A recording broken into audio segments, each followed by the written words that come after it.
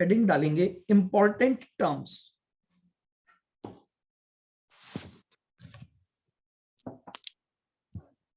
Point number 4 आएगा ये आपका, है ना।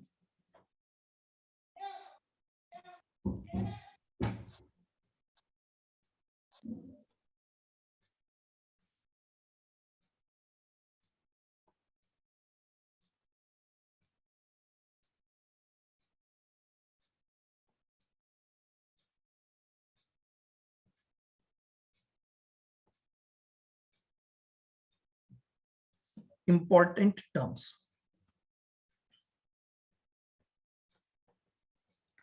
पहली इंपॉर्टेंट टर्म है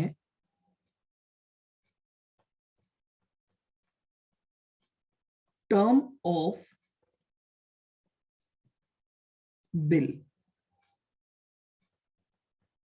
टर्म ऑफ बिल या बिल का पीरियड जिसे हम कहते हैं,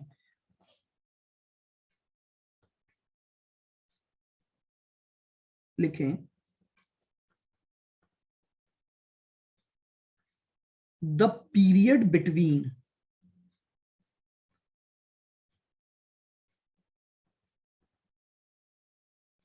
the period between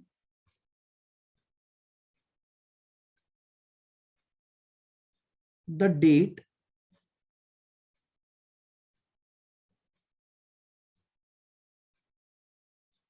on which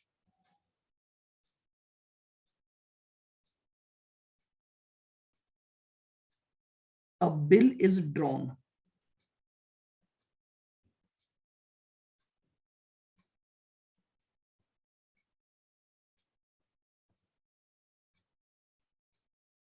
and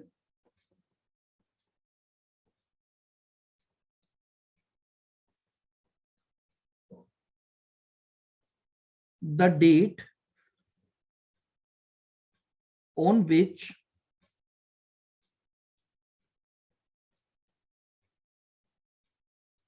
it becomes due for payment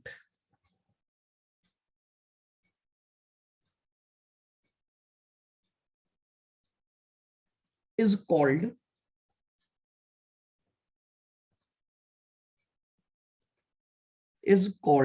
term of bill।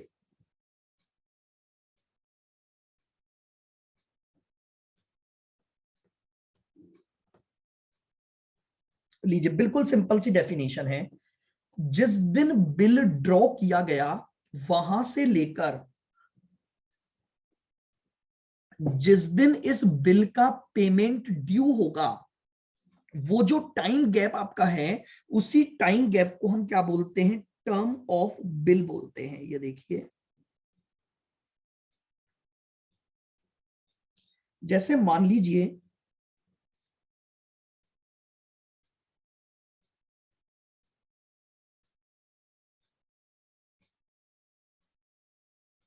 ये डेट ऑफ ड्राइंग है और ये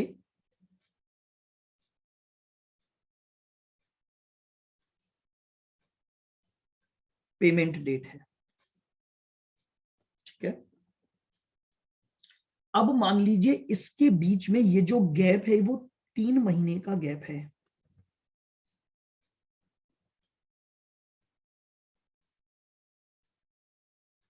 ये जो गैप है वो क्या है, 3 महीने का। तो ये जो 3 महीने का गैप है इसे ही हम क्या बोलते हैं,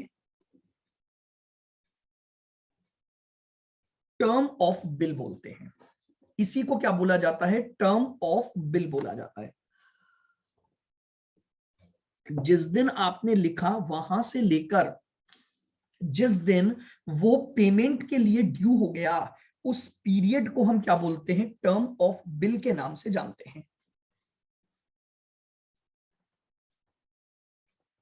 सेकंड लिखें,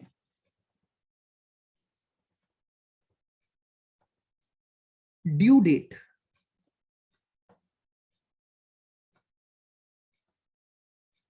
सेकंड टर्म पर हम बात करें तो हम क्या बोल रहे हैं, ड्यू डेट। लिखो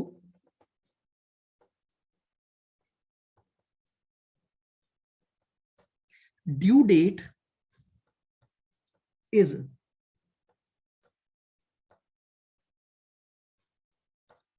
the date, due date is the date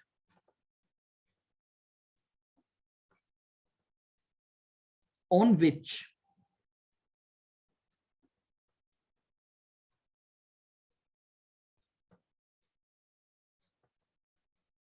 the payment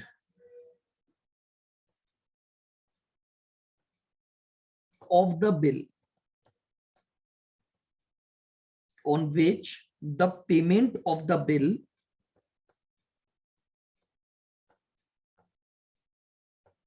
is due. Due date उस डेट को बोला जाता है जिस दिन उस बिल का पेमेंट क्या होता है, ड्यू होता है।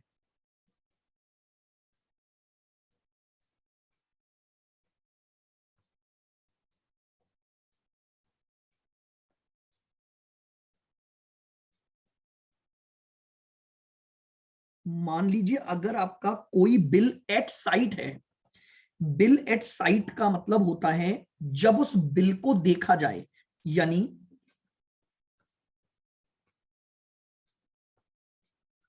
Due date is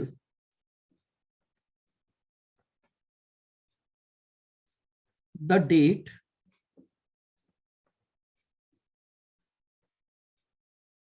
on which a bill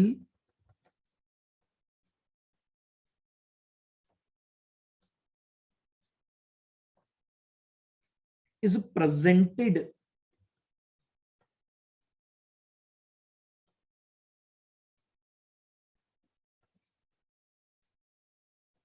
for the payment। ठीक है, बिल एट साइट कौन से बिल होते हैं, देखिएगा क्या होता है।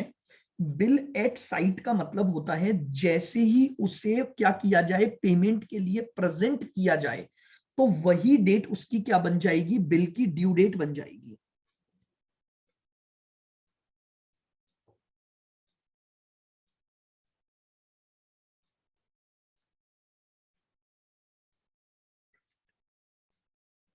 एक होते हैं bill after date,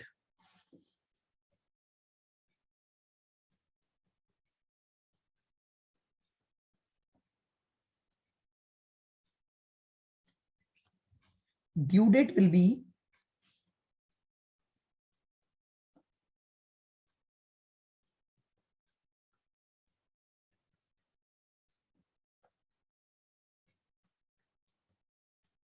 date of drawing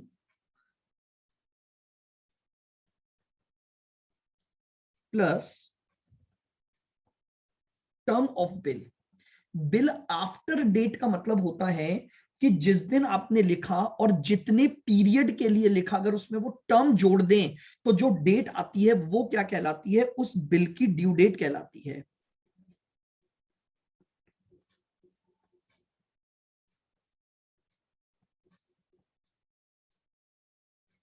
एक होते हैं bill after sight, bill after site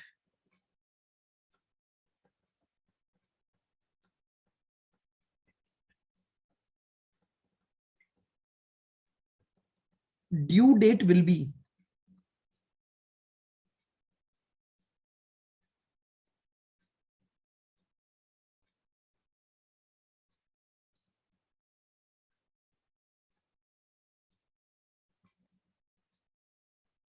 date of acceptance plus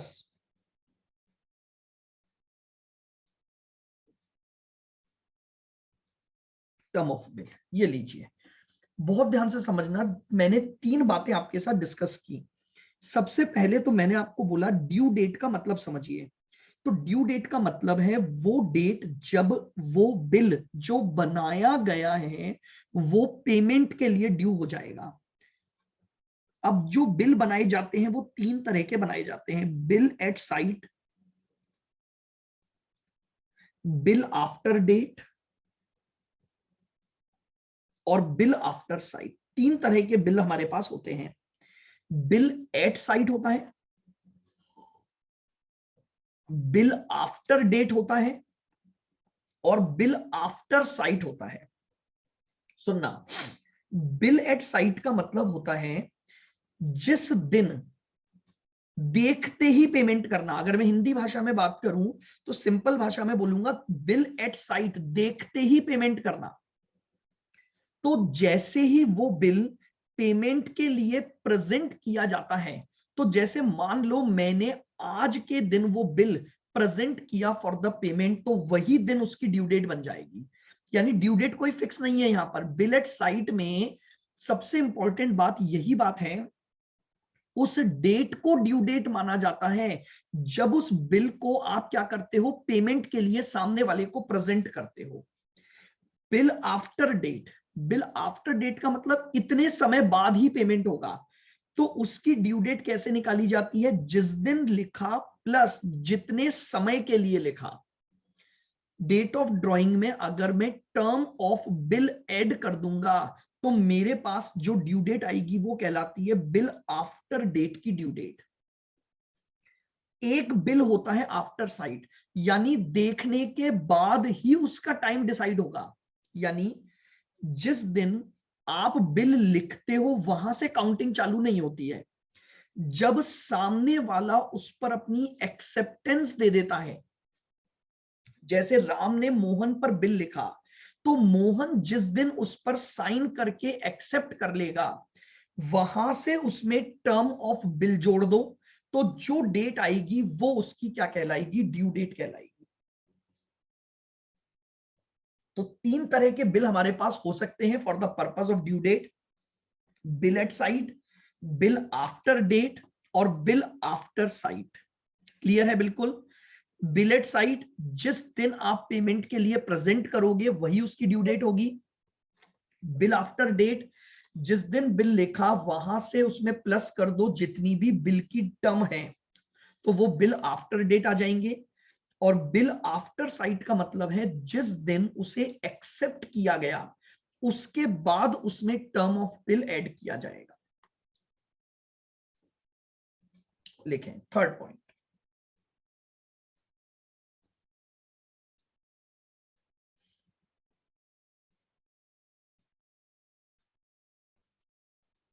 days of grace.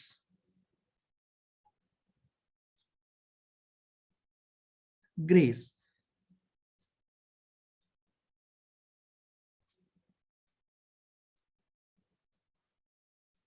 आइएगा, तीसरी जो डेफिनेशन हमें इंपॉर्टेंट टर्म्स में पढ़नी है वो है ग्रेस पीरियड या grace days.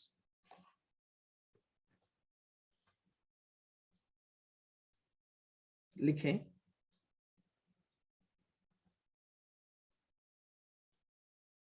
ड्रॉई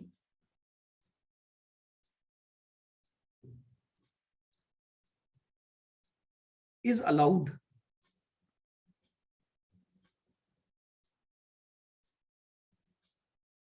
three extra days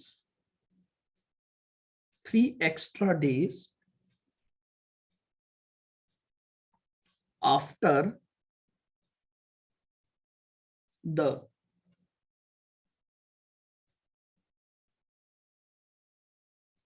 due date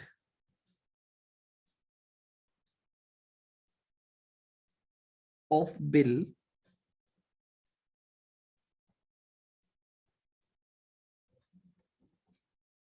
for making payment.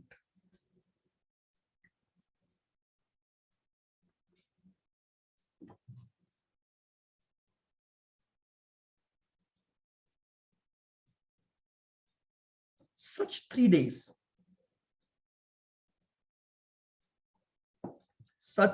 days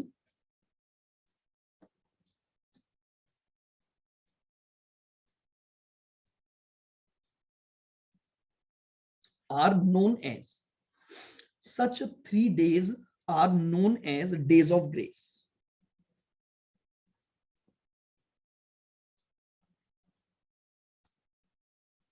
हालांकि आप सभी इस बात को जानते होंगे, ग्रेस ऑफ डेज का मतलब होता है बेसिकली ये कस्टम बना हुआ है। ठीक है, कस्टम बना हुआ है कि जब भी उस बिल की ड्यू डेट आएगी उसमें क्या जोड़ दो, 3 दिन एक्स्ट्रा जोड़ दो।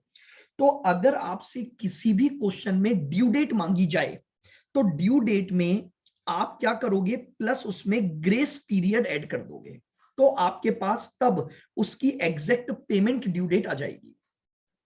ये एक कस्टम बना हुआ है बिल ऑफ एक्सचेंज का कि जैसे ही उस बिल की ड्यू डेट आती है, पेमेंट करने के लिए ड्रॉई को 3 एक्स्ट्रा दिन दिए जाते हैं, और यही 3 दिन हम क्या कहते हैं, ग्रेस पीरियड कहलाता है या डेज ऑफ ग्रेस कहलाता है।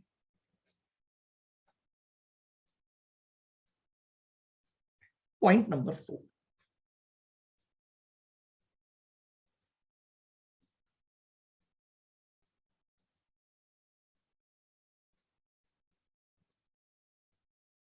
Discounting of bill.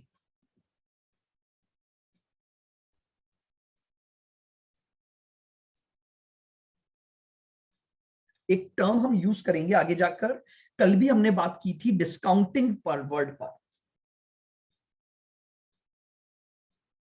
Discounting of bill. सुनना ध्यान से, when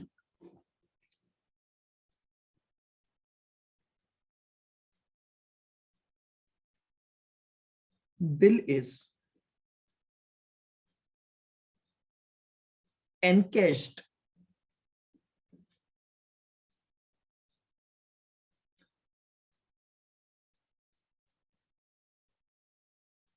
from the bank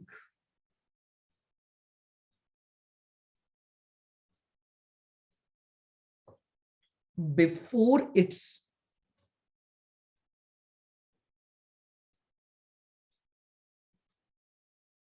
due date. बहुत ध्यान से सुनना, जब बिल को बैंक से एनकैश करवा लिया जाए before its due date,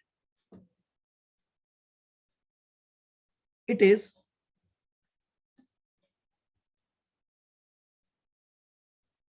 known as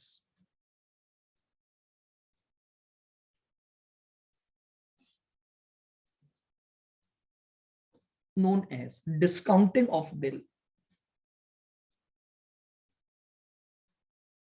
इसे हम क्या बोलते हैं, discounting of bill.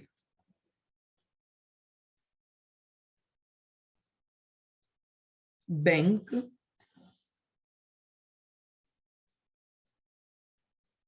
Deduct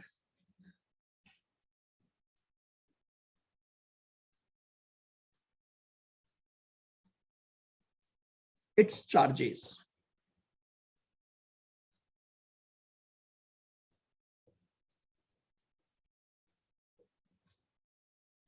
from the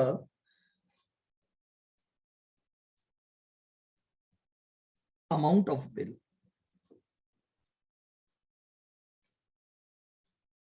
and paid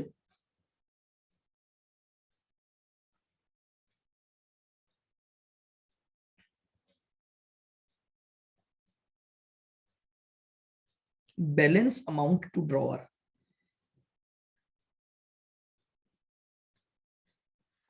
देखिएगा, डिस्काउंटिंग ऑफ बिल, देखो क्या होता है, इसको जरा अपन थोड़ा सा समझते हैं।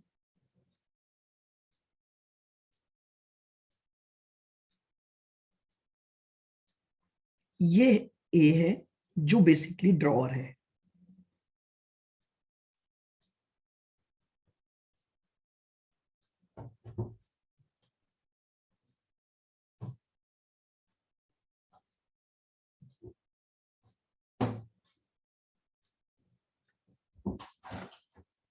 और ये बी है ट्रॉई। ठीक है, ए ने क्या किया, एक बिल लिखा।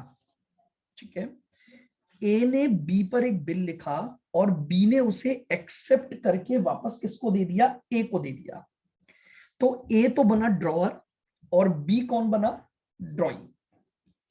अब ए को क्या था, इसकी ड्यू डेट जो आने वाली थी वो आने वाली थी 3 महीने बाद।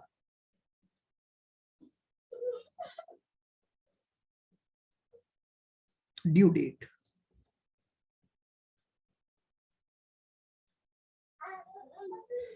आफ्टर 3 मंथ थी। ठीक है, जो ड्यू डेट थी वो क्या थी, आफ्टर 3 मंथ।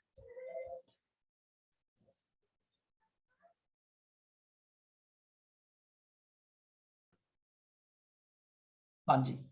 अब ए को ये जो पैसे मिलने थे वो कितने समय बाद मिलने थे? 3 महीने बाद। लेकिन अब ए को मनी की रिक्वायरमेंट पहले ही आ गई, तो ए के पास एक फैसिलिटी होती है कि ये बिल लेकर जाएगा किसके पास? अपने बैंक के पास। एक फैसिलिटी बैंक प्रोवाइड करते हैं इन बिल्स ऑफ एक्सचेंज के रेस्पेक्ट में।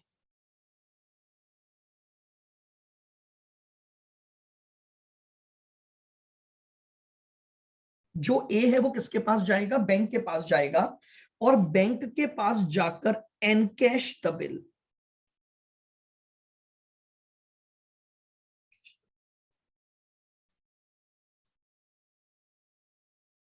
एनकैश द बिल, ठीक है। तो जब ए ड्यू डेट से पहले अपने बैंक के पास जाएगा और बैंक को वो बिल देकर उसके बदले में कैश ले लेगा, तो इसको कहा जाता है डिस्काउंटिंग ऑफ बिल। इसे क्या बोला जाता है? Discounting of bill. अब बैंक आपको एक फैसिलिटी दे रहा है। आप जानते हो, जो पैसा आपको 3 महीने बाद मिलना था, वो पैसा बैंक ने आपको आज ही दे दिया। बैंक को तो 3 महीने बाद ही मिलेगा, क्योंकि ड्रॉई तो आफ्टर 3 मंथ ही पे करेगा, लेकिन आपको पैसा आज मिल गया। तो बैंक जनरली क्या करता है, जब इस बिल को एनकैश करेगा तो एक अमाउंट डिडक्ट कर लेगा। जैसे मान लो आपका 50,000 का बिल है और बैंक ने उसमें से 2,000 रुपए डिडक्ट कर लिए, आपको वो 48,000 रुपए दे देगा। ड्रॉई से बाद में उसे पूरे 50 मिल जाएंगे। तो बैंक ने इस फैसिलिटी के लिए 2,000 रुपए कमा लिए। भाई बैंक आपके लिए फ्री में थोड़ी काम करेगा। बैंक अगर आपको कोई फैसिलिटी प्रोवाइड कर रहा है तो बैंक उसके लिए कुछ चार्जेस रिकवर करेगा। उन्हें हम कहते हैं डिस्काउंट चार्जेस, क्योंकि बैंक आपको ड्यू डेट से पहले पैसा दे रहा है और बैंक को तो पैसा ड्यू डेट पर ही मिलेगा। ठीक है, तो इस प्रोसेस को क्या बोला जाता है? Discounting of bill. क्लियर है? कल ये टर्म हमारे पास आई थी एक डिस्काउंटिंग की। ये होता है डिस्काउंटिंग कॉन्सेप्ट। जब ड्रॉअर को बिफोर ड्यू डेट पैसा चाहिए और वो बैंक के पास जाकर उस बिल को एनकैश करवा लेता है, कि भैया वो बैंक के पास गया, बैंक को रिक्वेस्ट की कि मुझे इस बिल के रेस्पेक्ट में आप क्या दे दो? कैश दे दो। तो इस प्रोसीजर को हम कहते हैं discounting of bill.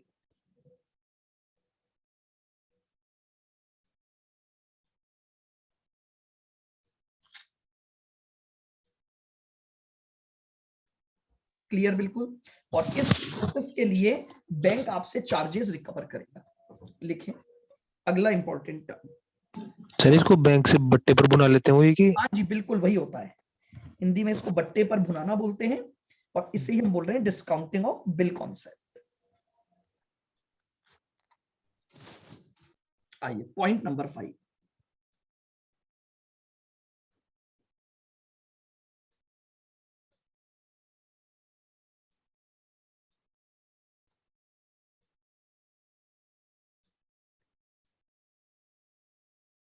Endorsement of bill. एक और टर्म हमने कल डिस्कस की थी जब हम डेफिनेशंस वगैरह पढ़ रहे थे, एंडोर्समेंट। अब ये क्या होता है देखिएगा।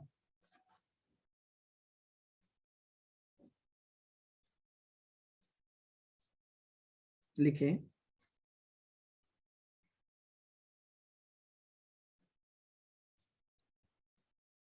whenever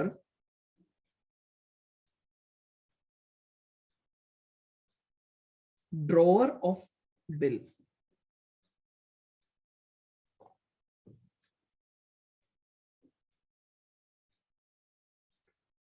oblique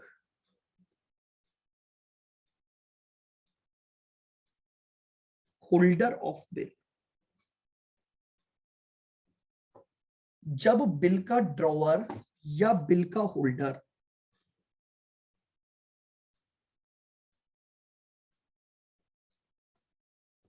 transfer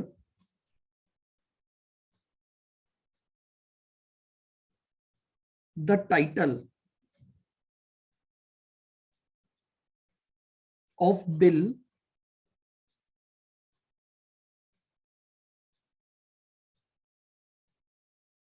in favor of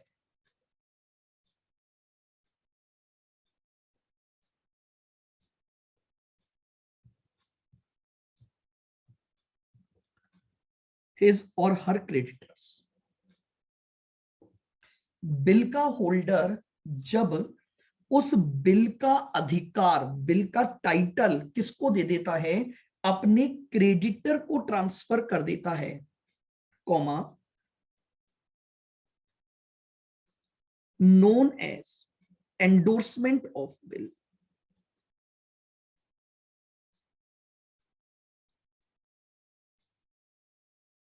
known as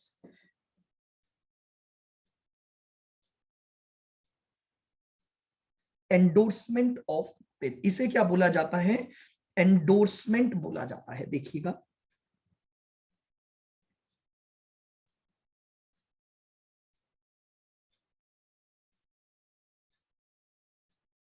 ये मिस्टर ए है,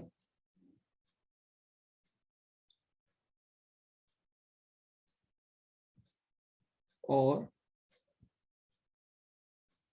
ये मिस्टर बी है, मिस्टर ए और मिस्टर बी। ठीक है, ध्यान से सुनना बिल्कुल।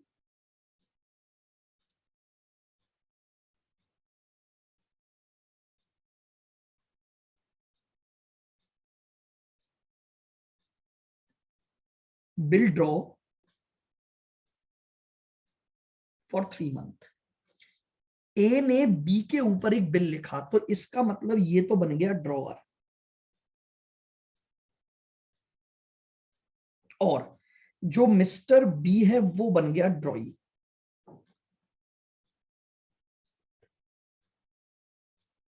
मिस्टर बी जो है वो क्या बन गया, ड्रॉइंग। ठीक है, ए तो बन गया ड्रॉअर और बी बन गया ड्रॉइंग।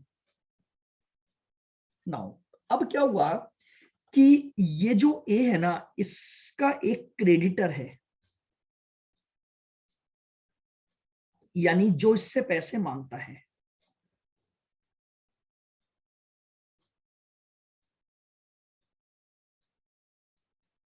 क्रेडिटर ऑफ ए, बहुत ध्यान से सुनोगे मेरी बात को। ए बी से पैसे मांगता है, और जो ये सी है, मिस्टर सी, ये ए से पैसे मांगते हैं। अब ए के पास जो बिल था, उन्होंने उस बिल को किसको ट्रांसफर कर दिया, सी को ट्रांसफर कर दिया। बोले देख, मेरे पास अभी तो पैसे नहीं है, एक काम करता हूं, मैं तुझे ये बिल दे देता हूं।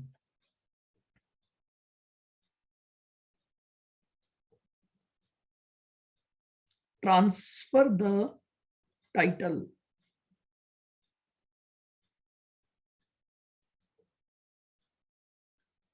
Of bill. ए के पास जो बिल पड़ा था, उसने वो बिल किसको ट्रांसफर कर दिया, सी को ट्रांसफर कर दिया, ओनरशिप सी को दे दी, यानी अब सी को इस बिल के बिहाफ पर पेमेंट मिल जाएगा। तो ये जो प्रोसेस ए ने फॉलो किया अपने क्रेडिटर के सेटलमेंट के लिए, इसे कहा जाता है एंडोर्समेंट ऑफ बिल। ये जो आपने टाइटल ट्रांसफर किया, इसी को हम क्या बोलते हैं, एंडोर्समेंट।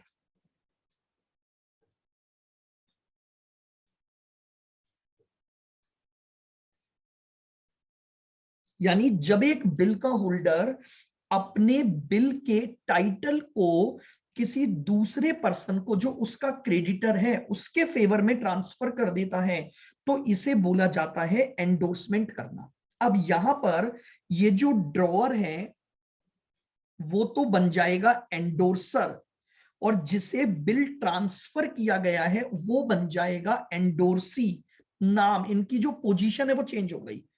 अब इसे हम एक और नाम दे देंगे,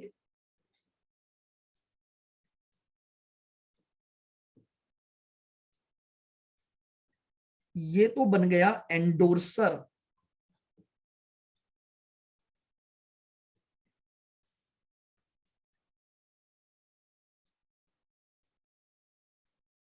और ये बन गया एंडोर्सी। तो बात आ रही है समझ में? मैं आपको क्या बता रहा हूं, एंडोर्समेंट का मतलब है जब बिल का ड्रॉअर या उसका होल्डर बिल के टाइटल को अपने किसी क्रेडिटर के फेवर में दे दे, ट्रांसफर कर दे कि भैया अब इस बिल का पेमेंट तुम ले लेना। तो ये जो ट्रांसफर ऑफ टाइटल हुआ बिल का, इसे हम कहते हैं एंडोर्समेंट करना। ठीक है, तो अब ये जो ड्रॉअर था, ये इसकी कैपेसिटी हो गई एंडोर्सर, और जिसे बिल ट्रांसफर किया गया है, वो जो क्रेडिटर था जिसे बिल दिया गया है, उसे नाम दिया जाता है एंडोर्सी। तो ये जो प्रोसेस फॉलो हुआ, इसे हम बोलते हैं एंडोर्समेंट ऑफ बिल।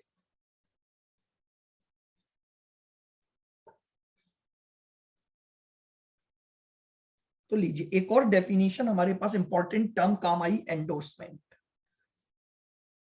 आइएगा एक और टर्म पर बात करते हैं। नंबर कौन सा आएगा? 6।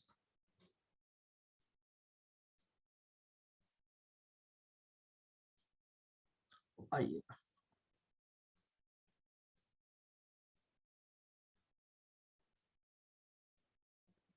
Bill sent for collection.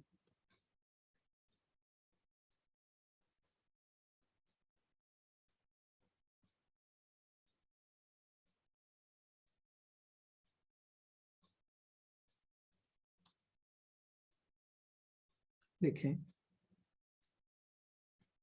It is a process, it is a process when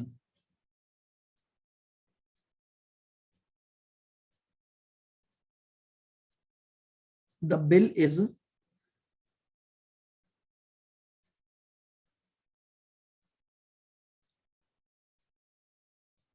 sent to bank with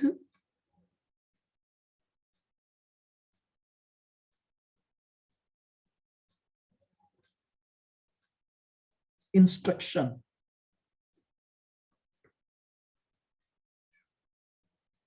to keep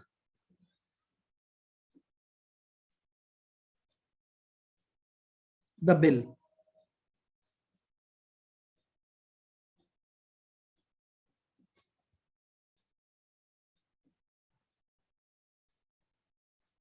till maturity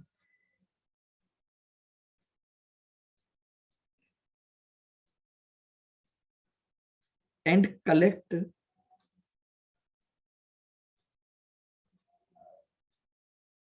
its amount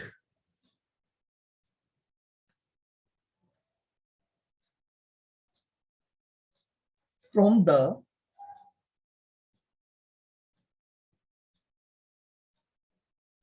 acceptor on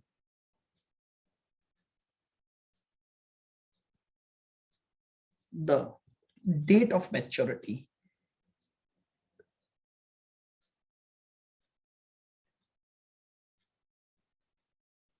बिल्कुल ध्यान से मेरी बात को सुनना, ये क्या बोल रहा है? बिल सेंट फॉर कलेक्शन क्या होता है? देखो, मेरे पास कई सारे बिल के ट्रांजैक्शन हैं। अब प्रॉब्लम यह है कि हर की ड्यू डेट मुझे याद नहीं रहती है। मैं क्या करूं भाई, मुझे कैसे पता लगेगा कि अब इस बिल का पेमेंट लेना है, और ताकि मेरे पास टाइम टू टाइम मेरे डेटर से पैसा आ जाए।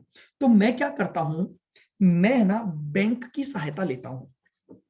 मैं बैंक को क्या बोलता हूं कि देखो, मैं आपको ये बिल दे रहा हूं, आप इसे अपने पास सुरक्षित रखो, मुझे पैसा मत दो अभी, मैं आपसे डिस्काउंटिंग नहीं करवा रहा हूं, मैं आपको ये बिल रखने के लिए दे रहा हूं विथ एन इंस्ट्रक्शन कि भैया जब जब जिस जिस बिल की मैच्योरिटी डेट आएगी, तुम एक्सेप्टर के पास जाना, एक्सेप्टर को बिल प्रेजेंट करना, और उससे मनी कलेक्ट करके मेरे अकाउंट में डिपॉजिट करवा देना। इस प्रोसेस को कहते हैं बिल सेंट फॉर कलेक्शन। मैं पैसा नहीं ले रहा हूं आज, मैं आज पैसा नहीं ले रहा हूं। एक प्रोसेस है जहां पर मैं बैंक को अपना बिल भेज देता हूं इस इंस्ट्रक्शन के साथ कि भैया तुम इसे संभाल कर रखना मैच्योरिटी तक, और मैच्योरिटी डेट पर तुम एक्सेप्टर से बिल का पैसा लेना, और वो पैसा तुम मुझे दे देना। तो इस प्रोसेस को कहा जाता है bill sent for collection. Bank इस काम को करने के लिए भी आपसे कुछ चार्जेस लेगा। बैंक फ्री में आपके लिए काम नहीं करेगा। बैंक एज एन एजेंट काम कर रहा है। वो ड्यू डेट तक बिल को अपने पास रखेगा, ड्यू डेट पर उसे एक्सेप्टर को प्रेजेंट करेगा, देन फिर एक्सेप्टर से पेमेंट लेकर और वो आपको क्या कर देगा, वो पेमेंट आपको हैंड ओवर करवा देगा, आपके अकाउंट में जमा कर देगा। इसे क्या बोला जाता है, बिल सेंट फॉर कलेक्शन। बताइए, क्लियर बिल्कुल ये डेफिनेशन? Yes sir.